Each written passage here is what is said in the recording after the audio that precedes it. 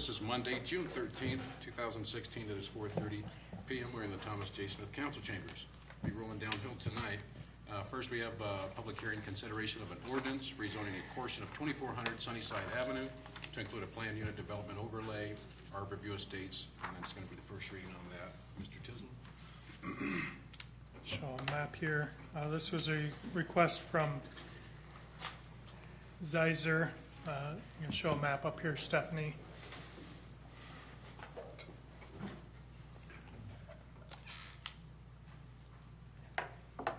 Maybe.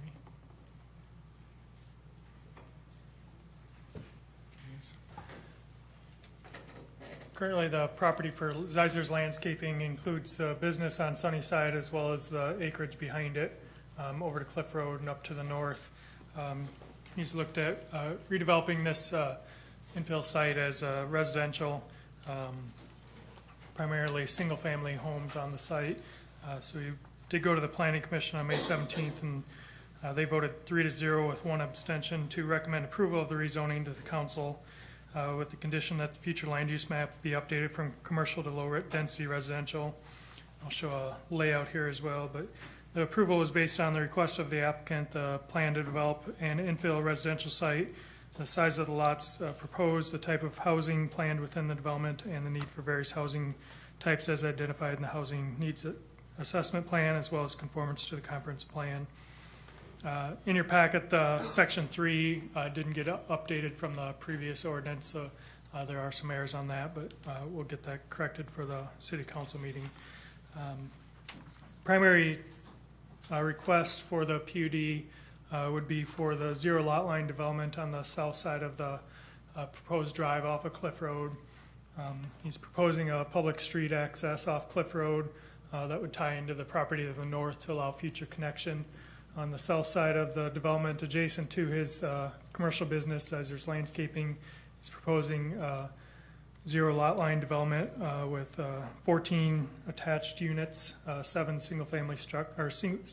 structures, 14 single-family units on their own individual lot, with lot size approximately 56.5 feet wide, 0.17 acres. The size of the lots would be no less than 7,000 square feet. Side yard setback adjacent to each home would be 0 feet, with the lot width a minimum of 50 feet. All other lots within the development would maintain and follow the same R1 single-family standards. They'd be much larger than our requirements for single-family lots, which is typically 90 feet in width and 9,000 square feet. So the primary impact that he's placing is adjacent to his own current property, which he maintains for his landscaping business. Again, this would have to go through a preliminary plat process, the subdivision process, but this is the first step to move forward with this. Again, through our zoning code, we don't address zero lot line development. There seems to be a lot more requests for that. That's something we're looking at. Other communities, and probably in the later summer or fall, when we bring some other code changes forward, we'll probably have some items within our zoning code addressing zero lot line development, so it's a little more clear. But currently, our only process for this is through the plan unit development, and that's what's being brought forward by Mr. Zeiser. So with that, if you have any questions, I can try and answer that as well. I guess for the surrounding land use, his commercial business is zone C1, limited commercial. The properties surrounding are zoned R1, single-family residential, with the south side of Sunnyside. Down at the bottom is R2, single-family transitional. The development directly to the west, with Gertis, Sibilby, lots in that area are 60 to 65 feet in width on average. They are smaller lots. They'd probably be, they wouldn't meet today's R1 standards. They'd probably fall under the R2 standards, even though they're in an R1. So the area directly to the west, this whole neighborhood west of Cliff Road is, even though it's zoned R1, it fits the size and dimension of an R2 zoning district, which would be comparable to what the zero lot lines lots that Mr. Zeiser is proposing is comparable in size to that. Council, is there any questions? No. Okay. All right, next we have a public hearing, consideration of, thank you, Mr. Tisland. Public hearing, consideration of City of Burlington Neighborhood Stabilization Program 08-NSP-003, 11-NSP-003. This is going to be a public hearing at our council meeting. Sarah Cox with Southeast Iowa Regional Planning Commission is going to come and give an update. Part of the requirement of the grants is to have a public hearing during the process of the grant. While the grant is open, that we have a public hearing to give an update on the status of it. So she'll be giving that at our council meeting on Monday. But we are looking at the remaining funds, whether we have funds to build one more new house or rehab one other house. So we're getting down to hopefully we can get a project going this summer, but trying to identify what that project is with the remaining funds we have. So, but she'll give a recap on where we're at and the status of the grant. There's no action to be taken. It's just an open and shut public hearing. Council, you guys good? Yep. Okay. All right, number 3, resolution approving City of Burlington, Iowa goal setting report dated June 2nd, 2016. Included in your packet is, this is a 14-page document. I don't know, it's long. He doesn't know how to make it very short. Summary of what we went through with the goal setting process. This is very similar to what we've had in previous years. The last goal setting session was done less than a year and a half ago. Tend to do it every other year, a little bit quicker this time around, just trying to get it closer to the beginning of the council being seated as a new body. The document is divided up into a few different sections. The first major section is what major city accomplishments over the last couple of years. And as you go through that document and think through, and well, we spent a couple of hours reviewing what's gone on over the last couple of years. In some of the areas, and I'm going to note, just as we're going and reviewing this with the public, some of the areas, budget and finance, some of the items that were listed in there, and all of these are within the report, which people can look at within the document, within the work session background material. We earned the GFOA, Government Finance Officers Association Certificate of Excellence for Financial Reporting the last 3 years, 2013 through 15 audits. And that's really a testimony to the work that our finance department has done and doing an excellent job. OpenGov implementation for financial transparency. We've gotten that platform onto our website over the last couple of years. We've been able to maintain an A+ S&P rating. That's really a testimony to the changes that have occurred since we went through a downgrade on negative watch, got rid of that negative watch, and now have seen our ratings move back up and stable with what last year's rating was. Under economic development, sold the Manor property. That is a major accomplishment. And also within that area, awarded the Big Muddy Trophy. That's based on the highest per capita economic development along the Mississippi River in the past year. Those are a couple of major things that have occurred here. City operations. We're able to get a non-union personnel wage and compensation study done. That really, as we move into this next budget year, is helping us to deal with some compression issues and to make sure that we have all of our non-union positions appropriately matched against each other, so that that we're treating everyone fairly. We've gotten our city code online and searchable. From a staffing point, the Pride Committee. That's not something that you all see necessarily in day-to-day things, but it is something that we are just really trying to work on. Better communications of staff across departments, better attitudes across departments. That's with each other and with you and with the public, and trying to get that done in all areas. Housing and community development, the housing study was able to be done this last couple of years, and as we move into some changes that were done at the state, some incentives that developers are able to take advantage of, we had to have this done and put in place before they could take advantage of some of those credits. So it's a big thing for our community.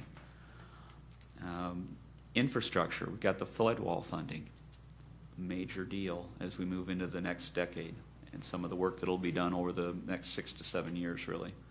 LED streetlight upgrade on Roosevelt Avenue is something that stuck out to me.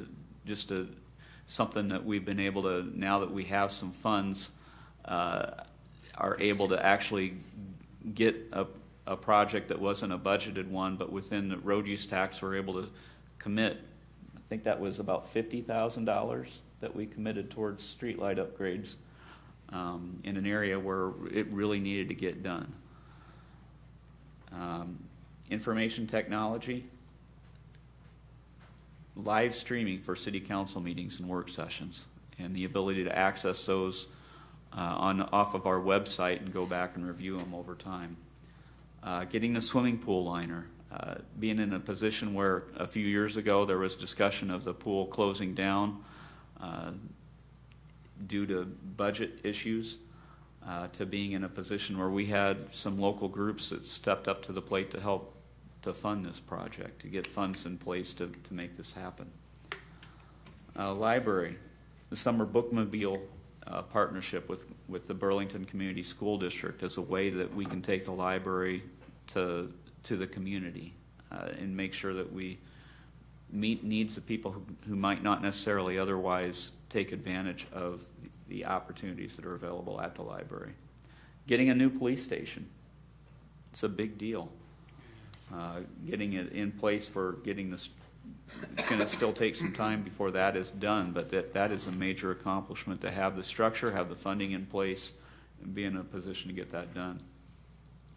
Being able to take the funds that we had for one new position and to leverage that to go after a COPS grant fund or grant and get priority problem-oriented policing, a POP unit in place. And we're now up and running with that and starting to do that over the last month or so. Yep, three full weeks. Awesome. Fire department, we're able to get a new vehicle. I don't know where I had that in here. First new fire engine in 20 years? Close to 20 years. That's a major thing to be able to be in a financial position to be able to afford it. The next area that was in there, issues, concerns, trends, and opportunities. Now these can be either things that are potential problems or things that allow us to see some potential improvements over the next couple of years if we take advantage of them, depending on how they're worded and what's going on with them. In here, it's broken up by category as well. Budget and finance. Lack of property valuation growth. That's been an issue, and it's going to continue to be an issue for our community. As we move forward, the potential for backfill to be cut. That's a major issue and concern for how do we make sure that we're in a position to handle the potential loss of $400,000 of annual operating revenue if that were to happen. I highlighted parking study just in terms of how do we make sure that we implement the findings that are in there over the course of the next couple of years and deal with some of the concerns that have been brought out that we need to overcome here in the downtown district. Lack of proactive building maintenance program for city-owned buildings. Aging facilities and parks. These point out that even though we've talked about a lot of improvements, we've got a lot of concerns just to make sure that we can handle what we already have in place. So as we talk about doing other additional things, remember that we still have a lot of just existing commitments that we're not able to get to in a way that we really need to. Within economic development, brownfield issues, large vacant buildings. One of them's up for a discussion item tonight, but also Dresser Rand site that we still have to do the cleanup on. Under housing and community development, it would probably is no coincidence that as those items came up, there are a multitude of different things that were highlighted for housing issues, from nuisance properties to new housing development needs to lack of new affordable housing. Infrastructure.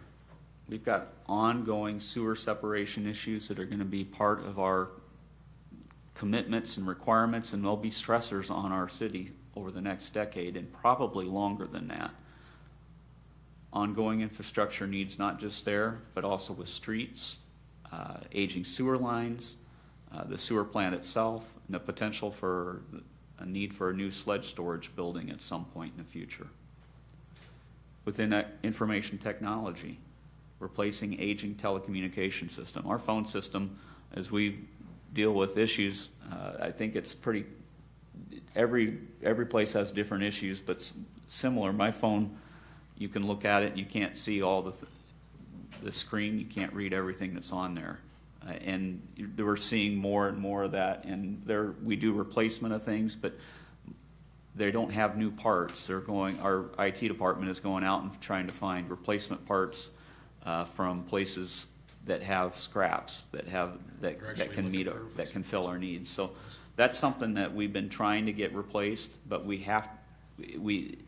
it's at some point it's going to be not just we need to do it in the next year to two. We need to do it immediately if we don't get it done quickly. Put in here within Parks and Rec, decreased usage of golf course. You know, as you have it's not the only concern. I just highlighted that as one of the concerns that was in that area. Within public safety, crime perception. For the fire department, even though we talked about getting a new vehicle that we just christened here a couple of weeks ago, we still have unreliability issues with the fleet. We need another engine replaced, and if it was up to the fire department, it would be this year. It's 4 years out where we have it on the list to get done. We just can't afford to get things done quicker than that. And then in the other area, public attitude towards government in general. Now, I know you reviewed those things, the accomplishments, and some of those, and the opportunities or threats that are out there, but you also took time to look at your ongoing commitments, from maintaining self-sufficiency in the city enterprise funds to reaching a 15% fund balance for the general fund, continuing to improve our streets and neighborhoods, continued support for downtown partners and economic development, rehab or demolition of the Apollo High School property is there again. The depot, finishing off that great room renovation is listed as a ongoing priority. And there are several others in there as well. The new priorities that are on the list for you to take a look at and that you're presenting to the community as your top priorities in this document.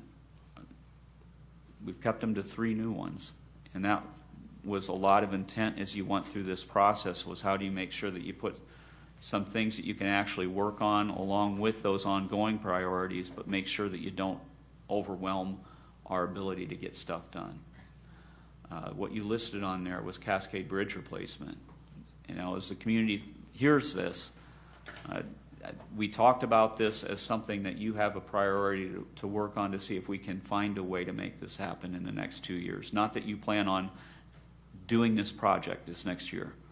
And I think that's something that's important with a project like this, that you're not looking to actually have an answer, but how can you, within the next, as we enter this next CIP plan, can we look at it and see what's the ability to do it, what would be the implications of doing a project like that in terms of either a higher property tax levy or what projects would you have to take off the board in order to make this fit in. You put in here a review of all codes, ordinances, and eliminating those that are unenforced, establishing a policy for determining who is responsible for enforcement. That really speaks to the need for us to do a comprehensive review of our codes. Departmentally, we need to take a look at it and make sure that we review these, and if we see spots where it does make sense to get rid of something because it doesn't match what we're doing, or it doesn't match what we need to do, to make sure that we make changes over time, that we make adjustments. An example of something that's been talked about, Eric is talking about bringing some code revisions. How do we deal with a garage replacement in an existing area that doesn't meet current codes? Is there a way that we can do that allows for consistency of how we implement that across a district or across the city as a whole, so that we're not doing something for an individual that violates our overall code but makes sense for the community as a whole? And I know there are a lot of other areas that were part of that thought process as the council discussed that. Updating zoning regs to be more conducive to infill development and fit existing development patterns, and that fits in pretty similar. Organizational effectiveness is something that you listed too. A couple of things just to note. Continuing to hold periodic meetings with other government entities was a priority that you highlighted. The need to promote a customer service attitude among all city employees is one that I think was drummed on and needs to be something that we focus on staff-wise as we move on through this next couple of years. Continue to be transparent with the public and continue to enhance communications. And providing state-of-the-art sound, visual, and visual aid equipment in the council chambers. That's something that's been a highlight of problems that we've had here over the last several months, and making sure that we are able to do a presentation without it going out. We're working on that as an issue. We've had a lot of soundboard issues, and I think we've replaced a lot of the stuff that was causing us problems with the sound level going up and down. But we need to make sure that we continue to do a good job in making changes to the system so that people are able to see what's going on. You're able to see what we're discussing in order to have effective government. It's to some extent more than what people probably wanted me to go through with this, but it's not all that was involved in this. For the public, the council put about 4 hours into reviewing what's occurred over the last couple of years and developing what do they want to focus on over the next 2.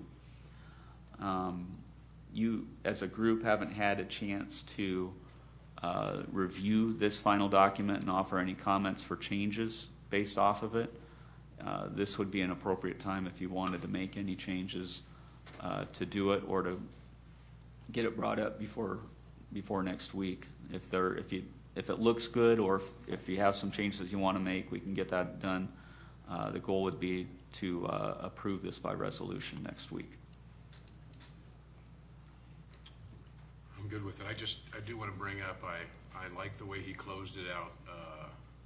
Actually, it is also recommended that staff review with the mayor and city council the status of implementing the goals on a quarterly basis. I just think that was, I look forward to that. You guys good? Yes. Good. Okay, good job. Thank you, Jim. Ryan, resolution awarding contract for the contract for the 2016 Cascade Watershed Sewer Separation Project Phase 2. Okay, this project is hopefully the last project within the Cascade Watershed. There's the potential for a third project that actually addresses some of the MASL, but it would be routed through Cascade. The new storm sewer would be installed there. But okay, this is the 2016 Cascade Watershed Sewer Separation Phase 2. A letting occurred on June 8th, 2016. We had 3 bidders up from the last sewer separation project. The 3 bidders were Phi Excavating Inc. of Sperry, Iowa, Solsco of Muscatine, Langman Construction of Rock Island, Illinois. Low bid was by Phi Excavating of $436,403.55. Based on them being the low bidder and being a responsible contractor, We recommend the contract be awarded to Phi Excavating in the amount of $436,403 and 55 cents. The budget's coming from the sewer fund, and there's $602,000 available there, cash balance, and then my estimate on the project was $507,000. Questions, concerns? Why do you think there's such a big disparity in bids? Langman is the hive, which is a good 200,000 higher. They are a union contractor out of Illinois. They are busy also. Salzco, I don't know how busy they are, but I do know that they're not right close here in town. Phi does a lot of work within the city and nearby. They like to keep their crews nearby. There's a certain amount of potential trying to protect their territory also in that. Looking through the bids, there's nothing that appears out of line, disconcerting to that level. They've had a good year dealing with Silgan. They're just wrapping up our MASL project. Occasionally you go a little low to keep your guys busy depending on your workload. And they've done a lot of separation already, haven't they? Correct. I do know that Langman's busy. I think Salzco is. I don't know how busy Phi is locally. So this is potential for them to just stay closer to home. Great. Is good? Yes. Thank you, Ryan. Thanks, Ryan. Resolution approving nuisance abatements for various properties. You guys have any questions or problems with that? Resolution approving final acceptance, final payment, and release of retention monies for the 2015 Division Street reconstruction and Silgan Turn Lane, RISE, RM-0977643-7D-29. Come on down. This is the final payment and final acceptance for the project that Shipley completed, the Division Street reconstruction near West Burlington Avenue, and the construction of a turn lane on West Burlington Avenue serving the Silgan site. Total as-built costs were just under $510,000. The original contract was just under $470,000. We did have a situation once the pavement was removed that had to be addressed. There was an unstable sand layer that had been placed previously for whatever reason that was creating some problems, so that had to be over excavated and then backfilled. The funding's coming from a RISE grant as associated with Silgan's construction, and then the city match with that. The funding that it was allocated towards this project was $611,836.50. The remainder of that money is towards the reconstruction of the West and West Burlington Avenues intersection as roundabout. You guys good? Thank you, sir. Keep up the good work. Yeah, it's good news on both things. Okay, next we have a resolution approving interlocal agreement between the City of Burlington and Des Moines County for the 2016 Bernie Justice Assistance Grant, the JAG Program Award. Chief? Yeah, thanks, Mayor and Council. This is the annual JAG grant. Because we have a task force, we're part of this program, and if you're part of the program, they include what's called a community block grant with that program. So there's no match to this. It's approximately $21,000 that we're going to receive this year. But since the county is considered a disparate agency, we need to share that with the county. That's a requirement of the grant. It doesn't give a percentage or say how much we have to share. We just have to share. So in this year's agreement, we have approximately $21,000, and I'm recommending that we spend $16,273 for the purchase to upgrade our recording capabilities inside the police department. We have 3 interview rooms now that work on what we call a Pelco system that's not compatible to our L3 system. Our L3 is our body cameras and our in-dash cameras, and the Pelco system is tied directly to the network server. So here's an example of when it kind of can become problematic. Let's say we have a disciplinary action with an employee. Those are all video and audio recorded, those interviews. Well, we can't lock that down. I mean, technically, if you had any knowledge of the system at all, you could get in there and any employee could see that interview, which is really unacceptable. So that's kind of been a challenge for us. And plus, as we take any document from any interview, we have to put that in the L3 system under other media. And then when it comes time to burn DVDs or CDs, it becomes a formatting issue. We've gotten by and we can make it work, but it's a very old, antiquated system. The new, what I'm recommending, would be made by L3. Each room would have its own separate DVR that we could tie to the network, or we don't have to tie. We could just put in a thumb drive or whatever into that DVR if there was something very, very sensitive that we didn't want anybody to have access to. I mean, it's not that we don't trust anybody in the organization, but there's certain things that are absolute need to know. Amen. If you don't need to know, you don't need to know. And so this system with those separate DVRs and the separate cameras, super simple, take it down, take it to the new building with us. That was key to me. If we're going to spend and start to upgrade technology, you know, what can we do to move it with us so we're not leaving this behind? And so that's what I would recommend that we spend our portion of this on. And the county has asked to add 8 L3 body vision cameras. It's the same system we use. We use the VView camera, but L3 actually makes its own camera now. And they're asking to add 8 of those to their fleet. They're about $587 a piece, so they're asking for approximately $4,700. The agreement is $4696.16, but so that's kind of, and I'll be going to the Board of Supervisors meeting tomorrow and talking to them about it. But again, it's kind of it's just a grant application that we do every year, and there's no match. It's a good deal for everybody. And we try to spend it on capital projects that we couldn't budget for. So We definitely need that. It's good to see you in your uniform, Chief. oh, thanks. Yeah, we're moving along. The belt's kind of tight. It's a process. But, yeah, it is. You guys good? Great. Good. Thank you, Chief. Thank Yeah, you. thank you. Okay, and while you're there, resolution approving extension to the 2014-16 interchange of employee agreement between the City of Burlington, Iowa and Burlington Community School District. Yeah, that's just simply what it is. It's an agreement we have with them for our SROs in the school. And the duration of the agreement is 24 months, but it can be extended by an additional 24 months with your approval. And so we're not asking for any changes. We're just asking to extend this. We didn't want to bring a new resolution forward because there's no need in that. It's already been approved, but we are asking for approval to extend it. And then once the council has decided what they're going to do with it, we'll go to the school board and ask for the same thing. So that's what that is. You're happy with the program, I assume? Yeah, I'm real happy, and kind of I'm super tickled with the progress we've made in the middle schools. That's what I'm so excited about. And this year, Officer Stern has just done such a fantastic job. He'll be moving into the high school, and we'll be filling that position with behind him. We've made that selection. It'll be Officer Laura Larger, who has taken a great interest in the children in the community. So that's where we'll be going with that. And as far as the school pays for 100% of the high school's SRO wages and benefits, 100% while they're there during the contracted days. So you would probably know better than I the number of those days.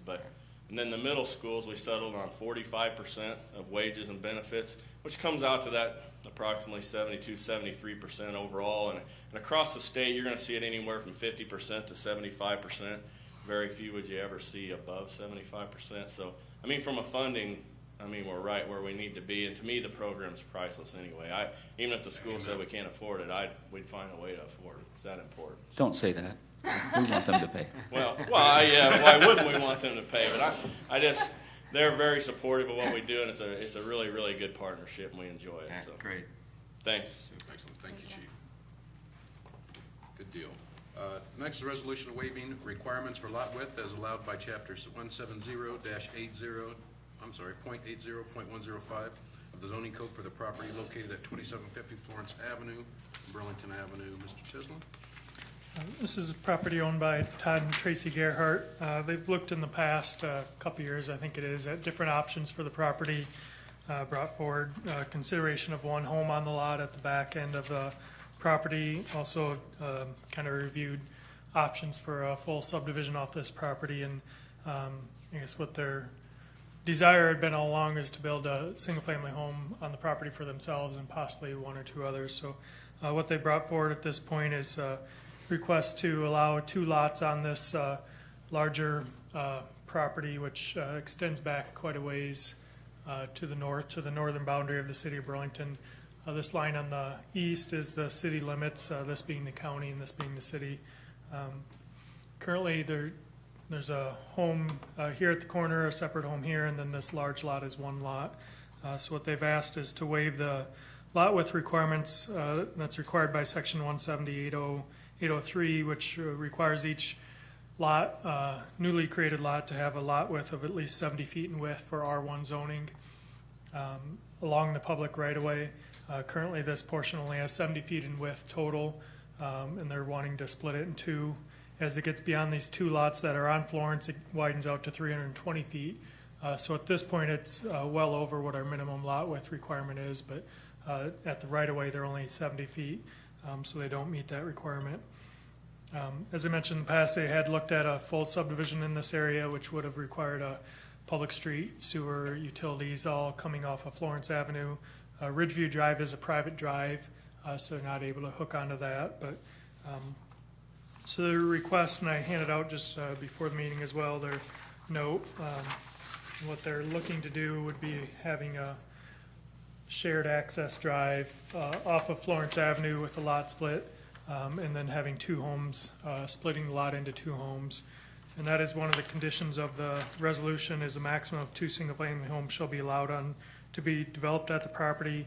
Any further requests for subdivision or additional lots at this location would require installation of public street and right-of-way meeting the city standards, including subdivision.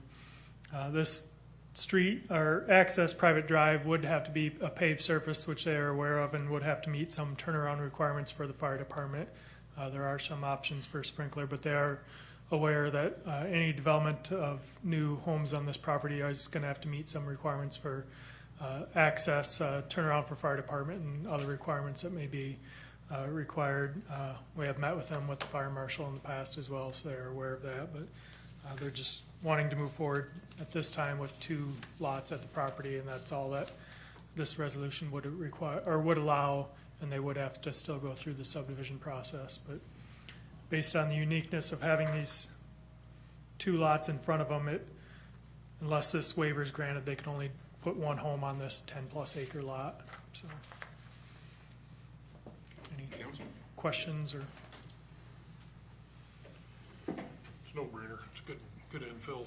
And we talked about, a number of years ago, didn't we, about this piece of property? Yeah, they've looked at a number of different options. But I think this is what they're, after going through all that and looking at costs and talking to others, that this is what they've kind of settled on, so. I like your infill. It's good. One thing I did notice when I was looking at the GIS, that is county property to the right, or Yeah. to the east, right? Yep. Boy, what a place that is. You've got Mhm. how many junk cars out there, you suppose? Anyway. We good? Yes. It is an island. What'd you say? So it's an island. County island. I thought you said only an island. Number 6, next we have a resolution approving an amendment of access agreement with Max Convenience Stores LLC for granting access to the subject premises for the purpose of locating a remediation station and conducting environmental investigation and remediation work. This is an agreement that's been in place since June of 2012. This is a request to extend for an additional year. They've been compensating us $500 a month for this. This is located just off of Central Street, south of Walgreens. Is that correct? Yeah, near where we have a map up, where we vacated that right away, it's the building there, so. So, yeah, they have additional testing to do. And I don't know whether we might have this come up again in another year. I don't know how long their testing is required to go, but they do need to continue to do the monitoring at least for the next year. Wow. Okay. Well, we're never upset when somebody's giving us money. We've got a set date for public hearing for the 15th, consideration of a permanent encroachment agreement with CMM Company LC for encroachment into city right-of-way at 101 Valley Street, Burlington, Iowa. Anything you may see on that? All right. Discussion items, Apollo School, Stephanie Steffens, come on down.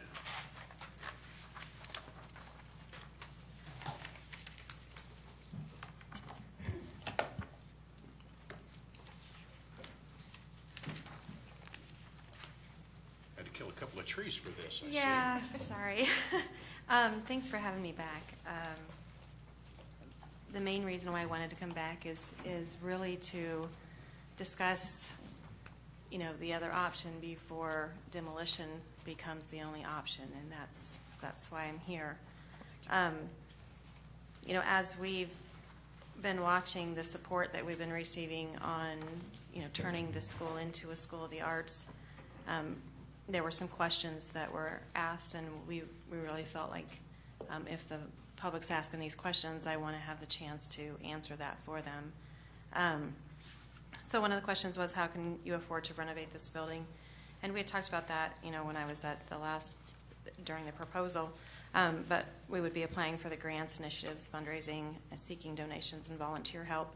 The numerous grants available for historic restorations, arts and cultural, community projects, contaminant removal, museum, etc. And if a grant doesn't come through for us, we just keep working harder. There are philanthropists that donate money to certain causes and celebrities that will donate money to certain causes. And this is a great cause. A lot of people donate to the arts, and that's what we're after. Another question that we noticed in some of the comments online was, if the city school system could not make it work, how do you expect to make it work? My answer to that is that, it was my understanding that the school district built the newer high school because they kind of outgrew the old high school. It wasn't that the school building didn't work. It's just that it wasn't large enough for them anymore. And then the middle school in the 9th grade, when they occupied it, they just didn't need that much space. So we could find many ways to utilize all the space. Another question was, how would you keep it open once it's restored? How would you pay staff, and how is this project going to be economically viable? We would use the tuition, event fees, sales, grants, donations, and fundraising to continue to operate. And there, just want to point out that there are many successful art centers in smaller locations than ours. How will this affect others who rely on the arts for a living? We plan on working directly with all the arts-based businesses in town. We would like to provide space for art supplies and music supplies to be sold at the school. So, any venue in town that would be willing to sell their supplies through the school, they could earn that kind of revenue from that too. It would provide a greater income for them. The school would benefit not only Burlington residents, but residents outside of the city as well. And our intention is not to take business away from already established businesses, but to help promote the arts in all its forms. We want to listen to all arts-based businesses to get ideas on how we can help them in return.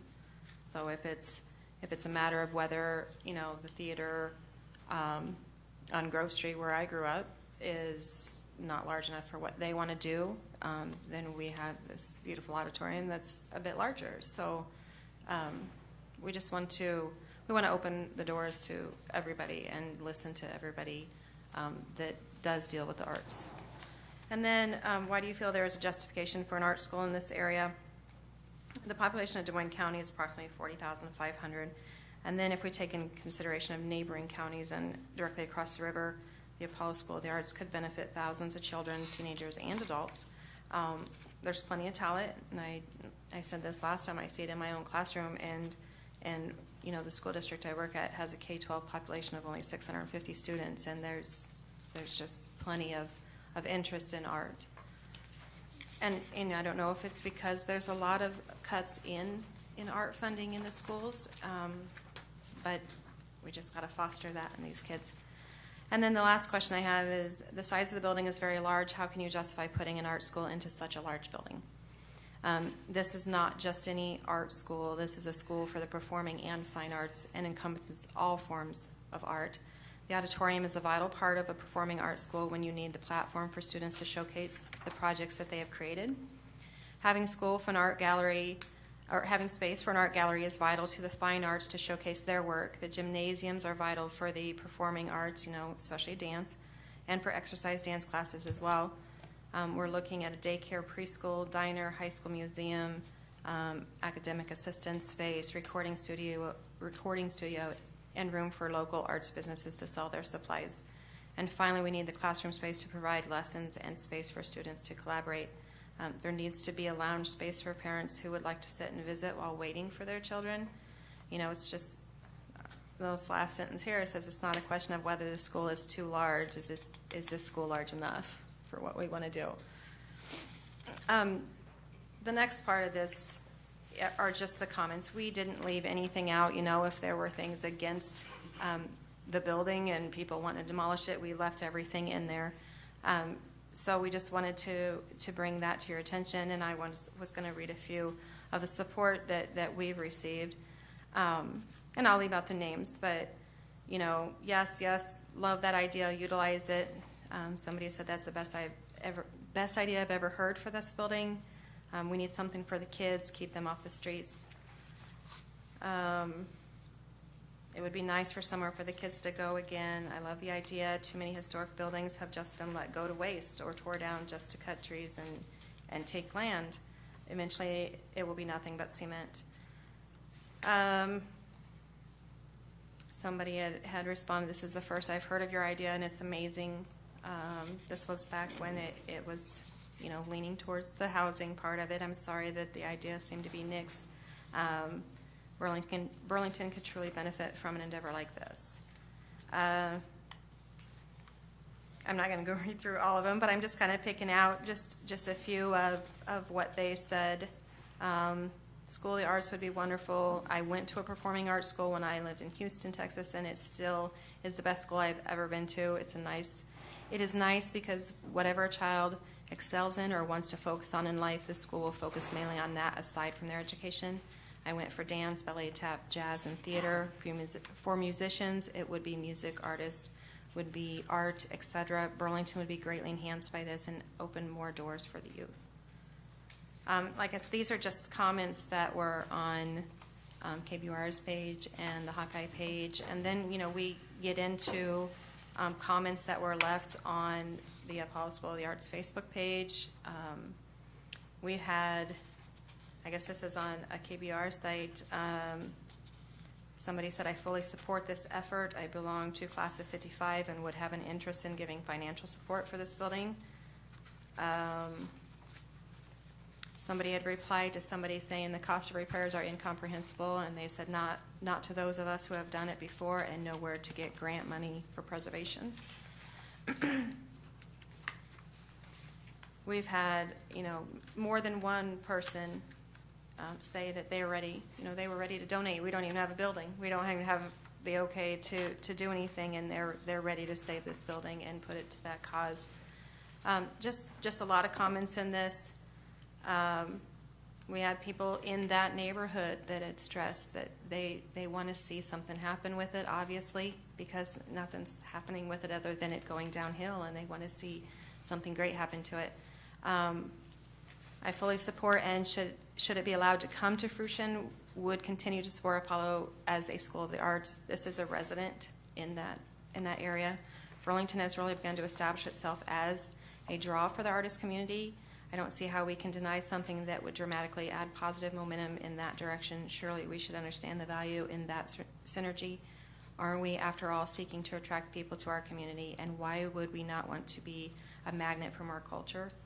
And then she goes on to say, I'm a homeowner in Saunderson Heights and do not wish to see my neighborhood further devalued by Apollo becoming housing, particularly since before I purchased this home 16 years ago. And then she goes on to talk about, you know, where she was at before this, and she would just really like to see this happen.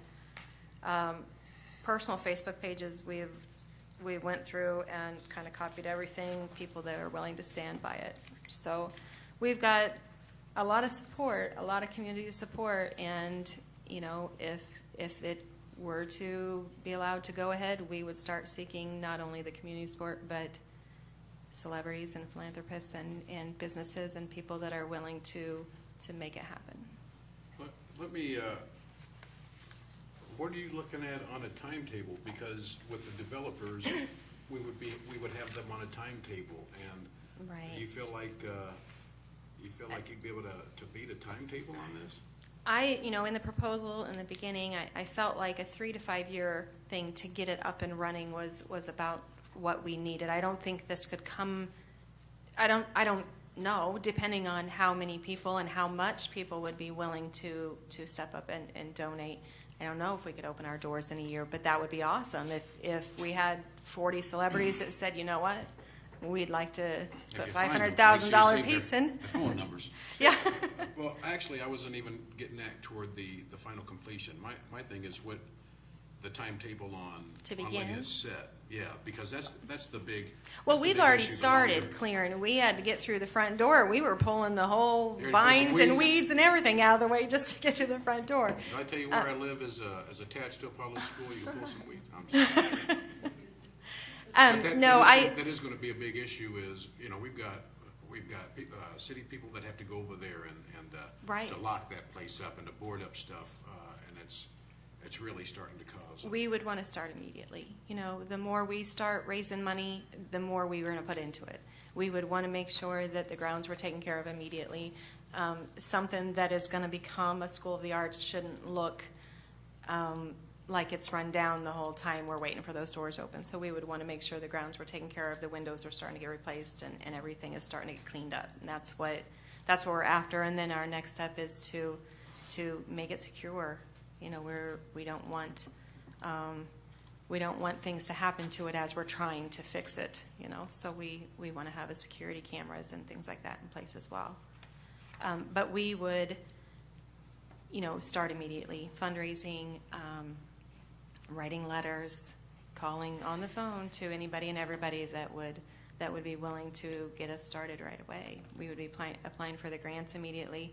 Grants, they've got deadlines, of course, and you've got to wait for them to get the permission. But, while we're waiting, we're still fundraising and still trying to get that money raised to get the next part of that project completed.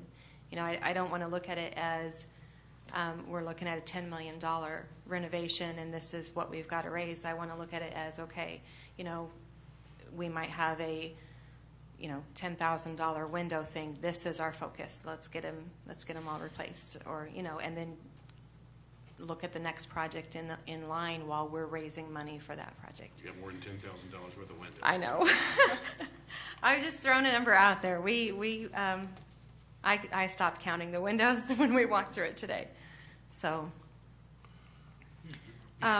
Before you can occupy the building, there's a lot of things that have to be done right. to the building before anybody can occupy the building for any purpose whatsoever. So there won't be an income for quite some time. No.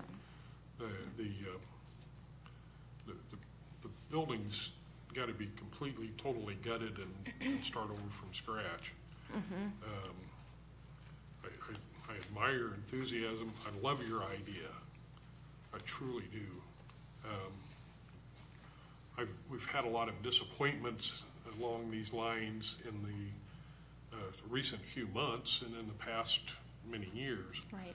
And we've had 3 proposals come forward where people were looking for grant dollars to get the projects off the ground. They've tied up private property for a period of time when other developers were interested in the property with a promise that this was going to happen, and then that fell through because they couldn't get the historic tax credits or they couldn't get the housing credits or whatever it might have been. And it's been a disappointment. There's been a cost to the property owner. There's been a cost in some cases to the city, and I want to avoid that. Right. Before I can really support it, I need to see some financials on paper of what the project's going to cost, what you think your income's going to be, how you're going to sustain that building over the years. Okay. And that's what the people that give grants are going to want to see as well. Right. You're going to have some architectural concept papers put together, drawings put together, and that's not very often can you get that done for free. I mean, those professional drawings have cost associated with them. So, and the longer we wait to take any action, the more it's going to cost us if we have to make a decision to demolish that building. I feel like as far as, I know that we need to strip the whole inside and there are contaminants in the building as far as lead paint and asbestos and stuff. However, different from the housing, I don't plan on changing the layout of that building at all. The rooms are going to stay where they're at. The auditorium is going to stay where it's at, obviously looking much better than what it does. But, we're not knocking down walls. We're restoring walls, obviously, but not knocking them down. I feel like, we need to know that in order to apply for our nonprofit and start seeking that help, we need to be able to tell people, we can have this building to make this thing happen. Will you help us? And it's hard for us to say, hey, can you donate to this when we don't have that nonprofit yet? And, to apply for a nonprofit and it doesn't go through, then we have to dissolve a nonprofit and everything. So it just seems that you need to kind of have that feeling like you've got the building and you're after this before you start seeking help from even celebrities or anything that would be willing to hand over their money for a cause like this. So that's kind of what we're kind of up against, a little wall on how do we tell them that this is going to happen if there's not even a building there for them to see that it's going to happen. So My question is about the nonprofit. So you're wanting us to sell you a building and the property for $1, and then you're going to have this nonprofit, which means the city has no property taxes unless you rent some of the building, or is that part of the thing that you would do? Or that's what our focus right now is on getting it restored. But there are, beyond what we've talked about, whether we can put a diner in there, that might be renting out part of that space to do that if somebody else were to bring that in, or other art space things or something. We want to kind of keep it in that the arts community type thing, but we're looking at anything and everything that people are willing to share with us on ideas. And I'd like to piggyback on Councilman Scott's, if you recall, when we were talking about people wanting to have the old apple trees museum, we expected them to have a business plan and financials in front of us, and so before we could even consider that, I would think that would be a minimum. But my major concern is this. We talked about this earlier this year, and Council, we made a choice of the housing development. And so we've got them sitting over here trying to work out their deal. And now if we say, okay, we're going to give you a chance to decide, and now we've got back to two competing things, and I just don't see that that's fair. I don't think that that's right. We made a commitment to the Miller Valentine group, and yes, they have a little hiccup, but until we hear that they say that, well, no, we can't do this, then I don't see how we can go ahead with this. My concern is if Miller Valentine or any other developer that was going to put housing in there doesn't come through, then we lose a historic building in the city, another historic building. And I don't want to see, the one building that my parents had went to school and many, many, many other parents had went to school demolished just because, a housing thing didn't go through. I just feel like that there's enough support for this type of a cause that it could bring something really positive. The demolition my demolition thoughts aren't because a housing development doesn't go through. It's because for nearly 30 years now, we've tried to get that building developed. There's been many plans come forward, and every one has been unsuccessful to this point. And quite frankly, more of them had a lot more behind them financially and planning and a history than what we have from what you're able to offer. Right. And I'm not meaning to be insulting or discouraging or anything else. I've got to think of the citizens, and I got to think about what we've been through for the last 30 years, and that's foremost in my mind. I mean, it's been very difficult to come to that point, to make that decision, but as it deteriorates, as we chase people out of that building that are in there illegally many a times, and as it becomes less and less safe, it's time for us to make a decision. Miller Valentine has a history. Right. They've had a lot of success. They know how to get funding if the funding's available, if it's there. And it's for me, I don't think it's a bad project. It's reuse of an old building, and it's, and I've seen a lot of schools throughout the country that have been converted to housing. It's not a, it's not a bad project. Would I like to see yours there more? Sure I would, but realistically, I think the best chance we have for redevelopment at this point is Miller Valentine. Right. Well, you know, I'm not sure, you know, what other kind of projects had tried going in there, but the power of nonprofits, I mean, you do draw a lot of support. And if these are not nonprofits trying to go in there and make something happen, and it's a for-profit, people aren't going to hand over money to make something happen that's just going to be a profit for somebody else. You know, nonprofits can bring in money from anywhere and everywhere to make things happen and to make things better. And so that's kind of what's standing behind us, is that it's not about, you know, us making money. It's about, you know, giving people dreams, making dreams come true. So that's kind of what we're at. I love your ideas. And I love the heart behind it, and that's why I asked you to come back down. I felt like you deserved the opportunity to come back down. Thank you. I so wish. I was hoping maybe that when you came down that you were going to say, well, Well, I we already can have a double our celebrity. offer. I told Mom we should tell them we're going to double our offer. But No, but I was hoping that maybe you already had some philanthropists that had already showed interest and said that sent a letter saying, hey, we've got. well, we've had offers of donations, but I have not. You know, if I'm going to lose the building to housing, there's no reason for me to say, you know, hey, I know you're a great singer and you're out there on the radio all the time. Can you put money into this? But I don't have a building. You know, I don't have a nonprofit yet. I just, you know, we're kind of stuck. We can't get things going without this. I would like you, before I sit back down, I would like you to look towards the end of those papers. There is an artist that that bought a rundown Chicago bank for $1 and transformed it into an art center. So I don't feel like I'm the only crazy one out there. No, you know? I definitely think it's feasible, you know, Yeah. if you get all the right people involved. I like how you came back and answered a lot more questions, some of which I was going to ask tonight, but Right. there you go, you got them answered.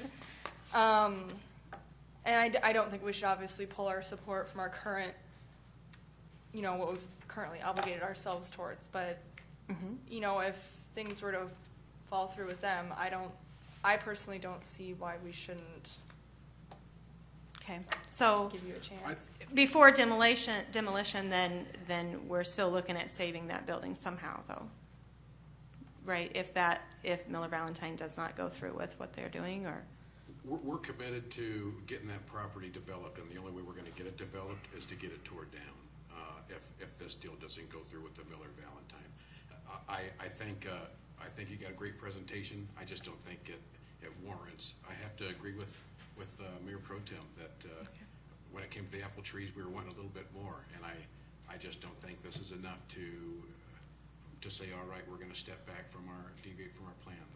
is there a time frame if Miller Valentine doesn't come through? If we came through showing that there's financial backing for it, then is there a time that we're looking at? I was hoping to see it tonight. This kind of short notice for, you know, we only saw, what was it, last week, where they said that we're not doing, you know, we ran into a roadblock, and I'm going, whoa, wait a minute, I thought there wasn't, you know, I thought that it was already going to be developed. I wasn't sure where we were standing, so I would have loved to have made phone calls and made this happen, but I wasn't really quite sure what we needed here, so. I personally, we made a commitment that it was going to be Miller Valentine. If that didn't come through, it was going to be demolished, and that's where I stand. So. Okay. Thank you Thank very you. much. Thank you. Do you guys have any other comments? Or? You do have a commitment out there with Miller Valentine. They have delayed. We don't know whether they will come back, being able to say that they have really a good path to get to where they want to get. You will have, at that, no, they're not done, but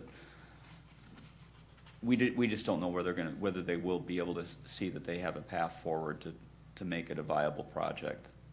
That is for senior housing. It is a low-income senior housing. So you do have those concerns, and those are addressed in the information that's in here. Depending on where you end up with Miller Valentine, if they end up not wanting to move forward, you're still going to be in a position where you're going to have to make a decision on other actions in the future. So even as you're saying what your thoughts are tonight, you still are going to have a decision to make if and when you get to a point where Miller Valentine isn't going to be able to do something. So Nothing's been voted. Nothing is a done far as issue that. tonight. And I think that probably one of the biggest hesitancies that you have is, well, there's two things that I would put out there. You did make a commitment with Miller Valentine that you were looking to do something, and you need to, I think that you need to be respectful as much as you can with that. The other thing that was mentioned with what was done with the apple trees museum, there was a high standard that you put on there for that to be done, and you need to you really need to make sure that you treat all groups consistently when it comes to that kind of thing. You put yourself into a bad position if you don't. Exactly. So if and when you come to a decision where you have to go down a different avenue, make sure that you have that as part of your reasoning. Exactly. Anything else? Thank you, Stephanie. I appreciate you coming down. I love your heart, honey. I really do. Okay, we have Human Rights Commission invitation to Juneteenth celebration. Steph? Yes, in the packet I went ahead and put the form that the Human Rights Commission would have received. What we do is we sponsor a table at the Juneteenth event, and we buy books and give them out at the event. So I just wanted to have the invitation out there. If anybody wants to stop by, please stop by our table. You can help us hand out the books. We have adults register for the books, and then we draw names and give them out. Children, we just give every child that comes up their own book. I won a book last year. You want a book? Good. Also, the information about they're looking for donations for cakes and cupcakes for the cake walk. I didn't know if you'd actually seen the events that they do, so I thought it would be good information for you. And if you do want to stop by, we'll have a sign up on our table. It'll say Burlington Human Rights Commission. So Was that in a packet somewhere? I I didn't gave it to see Kathleen to put in the packet. It wasn't in there. Oh, I apologize. Okay. Can we get copies of that? Yeah. Yes, I'll get a copy. You just want me to put it We like need in hard the copies, reader? yeah. I'll just put them all in your folder. Sorry, I gave it to her last week, I thought. Okay. Any Thank you. questions or? Okay. No, thank you. Thank you. Okay, upcoming FEMA training.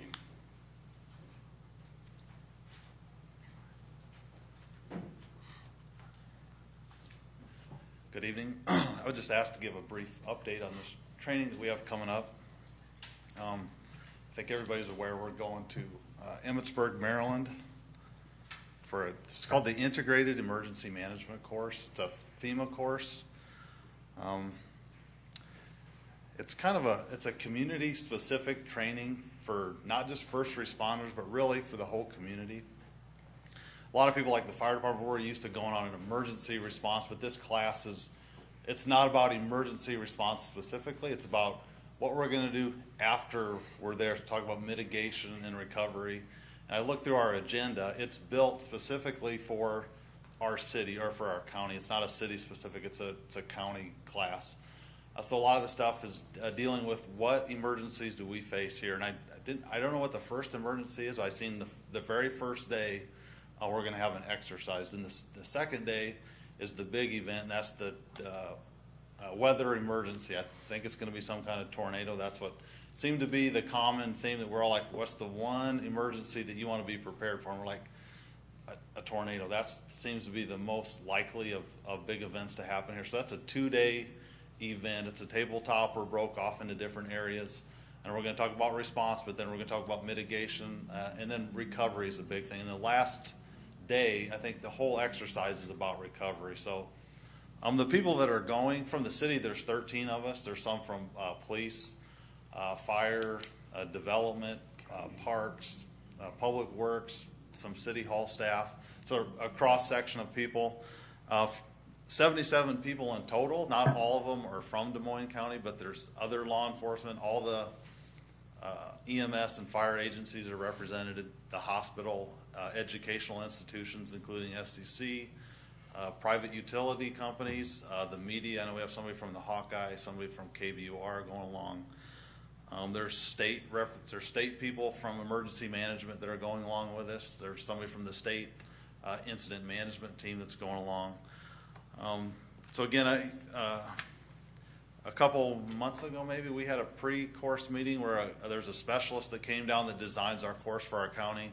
He kind of told us what we're going to be doing, and then he went out with the three, I'm trying to remember what they're called, the controllers, and went around the county, took pictures, got an idea of what our critical infrastructure is, went through what policies and procedures we already have in place. So he built our class off of what he found when he was here. So that's what we're going to do. We're going to work. We're going to try to use what we have in place, see what weaknesses we have, and when we come back, the idea is that we're going to have a list of priorities for us to work on. We're going to know what's working and what's not working. So looking forward to it. It should be a once-in-a-lifetime opportunity, I would think, for any of us that work in this county.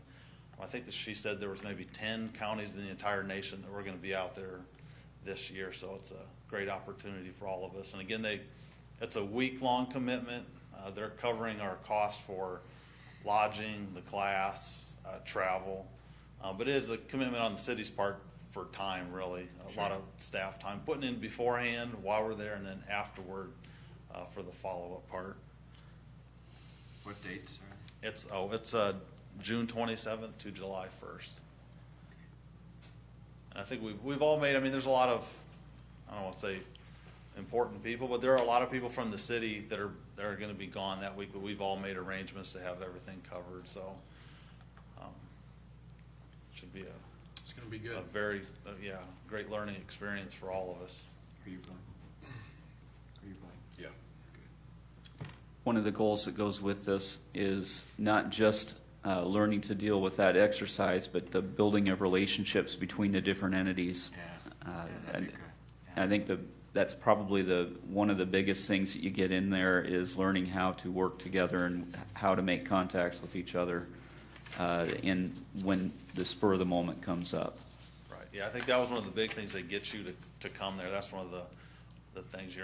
People aren't going to meetings or running out of the classroom. You're there. You're in Emmitsburg. I mean, you're going to be part of this thing for a week. So one of the things they write in their information, everybody else brings it up, and you almost don't like to bring it up. They say a lot of people, they go to this course, then right after they have some critical event happen in their community. And then they say, oh, I'm really happy that I had this training. This training really came in handy. I was reading it right out of there. We always have things happen, so we can blame it on the class when we come back. Pretty sure we're going to have a flood. That happens, but so. Any other questions? When is this? What the class? Yeah. Integrated Emergency Management. When is it? Oh, when? 26th. June 27th to July 1st. Are you planning? I'll be back in town on Wednesday. All right. Awesome, man. Thank you. Thank you, Chief. Any questions or any problems with appointments? Are you okay with this low rent housing thing? I've got the contract is up in July, and This Sandy Anderson. with that, okay, I thought you were talking about something No, else. no. Yes, fine with that, All right. Anything else? And then future discussion items is 28, Airport 28E agreement, that'll be June 27th, so. Mr. Tisland? Councilwoman Wilson? Let's see, over the weekend, or it was last week, I was able to participate as a judge in the Teen Iron Chef contest at the Burlington Public Library. That was a lot of fun. I hope I get to do it again next year, maybe get some more teens involved.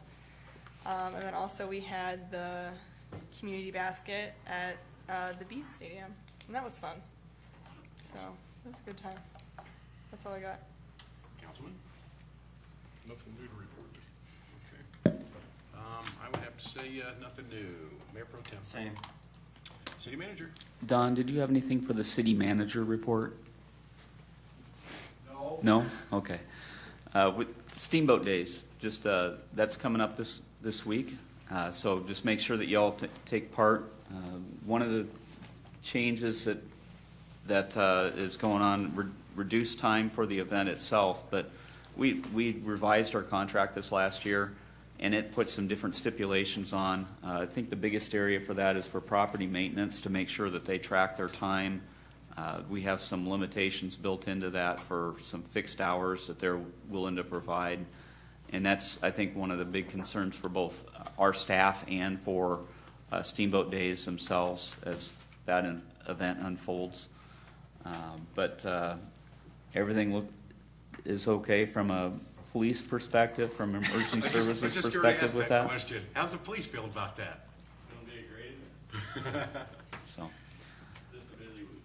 yeah, it's nothing out of the ordinary from that perspective, and I think every department that I know of is aware of where their needs fit in. We still staff an ambulance down at site